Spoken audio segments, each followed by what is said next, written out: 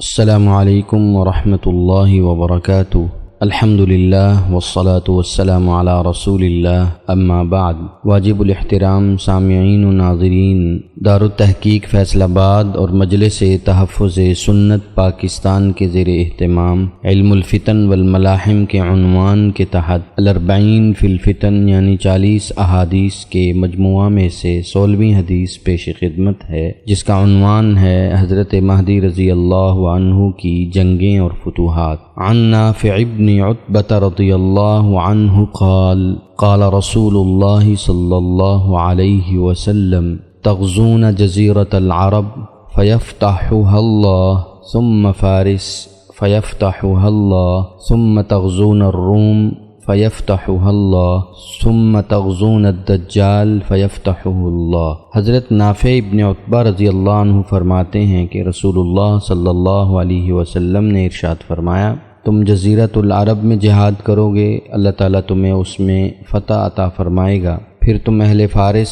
سے جنگ کرو گے، ان پر بھی اللہ تعالیٰ تمہیں فتح عطا فرمائے گا۔ پھر تم اہل روم سے جہاد کرو گے، اللہ تعالیٰ ان پر بھی تمہیں فتح عطا فرمائے گا۔ پھر تم دجال سے جنگ کرو گے، اس پر بھی اللہ تعالیٰ تمہیں فتح عطا فرمائے گا۔ مذکورہ حدیث کی تشریح پیش خدمت ہے کہ رسول اللہ صلی اللہ علیہ وسلم نے جس طرح دوسرے فتنوں کے بارے میں امت کو آگاہ فرمایا، اسی طرح بعض جنگوں کے بارے میں بھی پیش گوئیاں فرمائیں۔ یہ بات تو واضح ہے کہ امت محمدیہ کا سب سے پہلا جہاد سرور عالم حضرت محمد مصطفیٰ صلی اللہ علیہ وسلم کی قیادت میں مشرکین مکہ کے خلاف میدان بدر میں لڑا گیا، اور سب سے آخری جہاد سیدنا حضرت عیسیٰ علیہ السلام کی قیادت میں یہود کے خلاف سرزمین فلسطین میں لڑا جائے گا۔ نبی کریم صلی اللہ علیہ وسلم نے قتل دجال تک 4 اہم فتوحات کی پیش گوئی فرمائی ہے، جس کا یہاں ہم ذکر کرنا چاہتے ہیں۔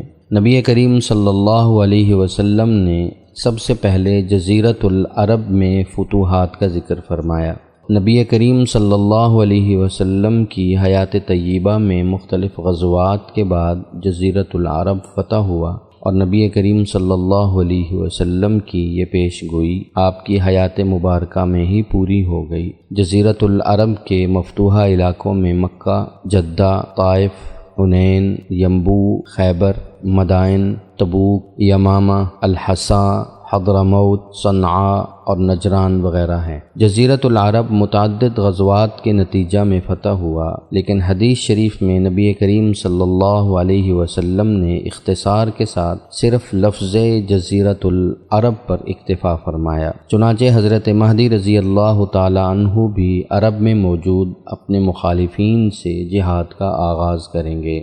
دوسری فتح جس کی نبی کریم صلی اللہ علیہ وسلم نے بشارت دی وہ فارس کی فتح ہے۔ فارس ایران کا قدیم نام ہے۔ عہد فاروقی میں مختلف لڑائیوں کے بعد فارس یعنی ایران بھی فتح ہو گیا۔ گویا نبی کریم صلی اللہ علیہ وسلم کی یہ پیش گوئی بھی عہد صحابہ میں پوری ہو گئی۔ یاد رہے کہ رسول اکرم صلی اللہ علیہ وسلم کی بعثت مبارک سے پہلے فارس اور روم ہی دنیا کی 2 بڑی طاقتیں تھیں۔ حضرت مہدی رضی اللہ تعالی عنہ کا دوسرا مقابلہ فارس یعنی ایران میں موجود مخالفین و منکرین سے ہوگا۔ نبی کریم صلی اللہ علیہ وسلم نے تیسری فتح کی جو بشارت سنائی ہے اس کا تعلق روم سے ہے۔ جزیرۃ العرب کی فتح متعدد غزوات کا نتیجہ تھی، اور فارس کی فتح کے لیے بھی مسلمانوں کو کئی جنگیں لڑنا پڑیں۔ اسی طرح روم کی فتح سے پہلے بھی مسلمانوں کو عیسائیوں سے کئی جنگیں لڑنا پڑیں گی، جن میں بہت سی ہو چکی ہیں، آج بھی ہو رہی ہیں اور آئندہ بھی ہوتی رہیں گی، جو بالآخر روم کی فتح پر منتج ہوں گی۔ بعض اہل علم کے نزدیک 2 اور 3 صدی ہجری میں جب مسلمانوں نے یورپ کے بعض ممالک فتح کیے، اس وقت اٹلی بھی فتح ہوا، اور روم کی فتح سے وہی فتح مراد ہے۔ لیکن حدیث شریف کا سیاق و سباق اس سے مطابقت نہیں رکھتا۔ حدیث شریف میں واضح طور پر یہ پیش گوئی موجود ہے کہ روم کی فتح کے بعد دجال کا ظہور ہوگا، جس کا مطلب یہ ہے کہ حدیث شریف میں جس فتح کا ذکر ہے وہ قیامت کے قریب ظہور دجال سے قبل ہوگی، اور یاد رہے کہ رسول اکرم صلی اللہ علیہ وسلم کے زمانہ میں فارس کی طرح روم بھی دنیا کی دوسری بڑی طاقت تھی جن کا مذہب عیسائیت تھا۔